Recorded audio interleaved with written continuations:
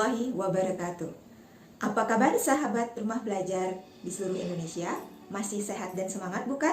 Dan tentunya tetap di rumah saja.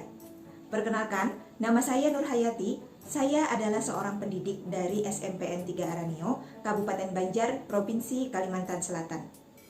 Tadi itu adalah serangkaian kegiatan saya sebelum saya mengajar ke sekolah. Setelah adanya wabah corona atau COVID-19 ini, pemerintah daerah saya mengeluarkan edaran untuk melaksanakan pembelajaran dari rumah. Pembelajaran dari rumah dengan pola pembelajaran jarak jauh yang bisa dilaksanakan daring dan luring. Kali ini saya akan membagi pengalaman saya mengajar secara daring dan luring kombinasi. Yuk kita simak sama-sama.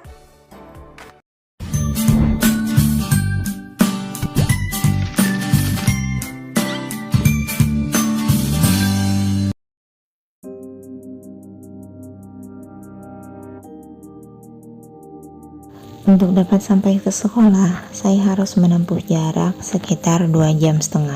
Dari rumah saya di Banjarbaru, saya naik sepeda motor menempuh jarak 1,4 jam.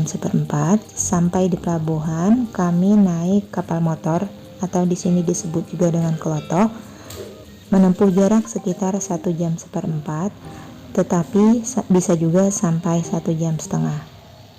Makan sarapan pagi pun kami di kelotok.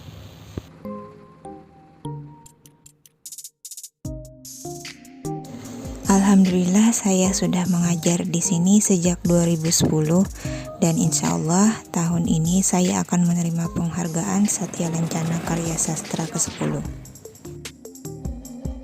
Bukan hanya guru yang menggunakan kapal motor untuk dapat sampai ke sekolah, tetapi peserta didiknya juga. Ada yang menggunakan kapal motor, ada yang berjalan kaki.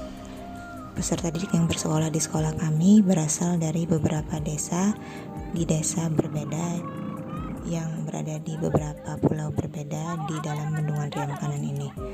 Lihatlah semangat mereka untuk dapat pergi ke sekolah sangat besar. Pembelajaran jarak jauh memaksa kami untuk mengubah pola pembelajaran dari pembelajaran konvensional ke pembelajaran digital.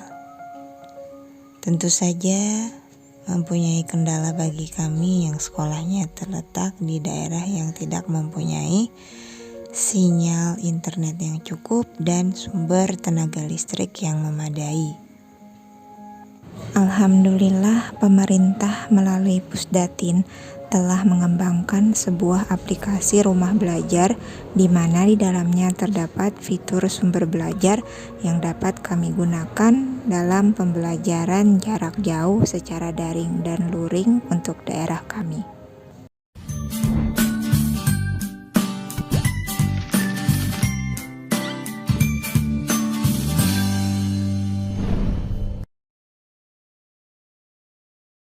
Belajar bisa diakses di laman belajar.kemdikbud.go.id.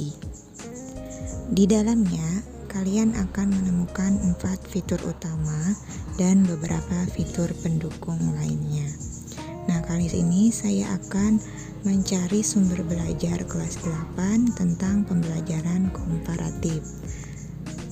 Kalian bisa pilih kelas dan mata pelajarannya.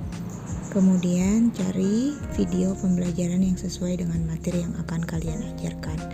Kali ini saya akan mengambil materi dari Pak Mirwan tentang comparative degree pembelajaran grammar pada kelas 8. Best practice saya kali ini adalah tentang pembelajaran jarak jauh dengan memanfaatkan fitur sumber belajar pada kelas 8 SMPN 3 Araneo pada materi superlatif adjektif dengan model direct learning.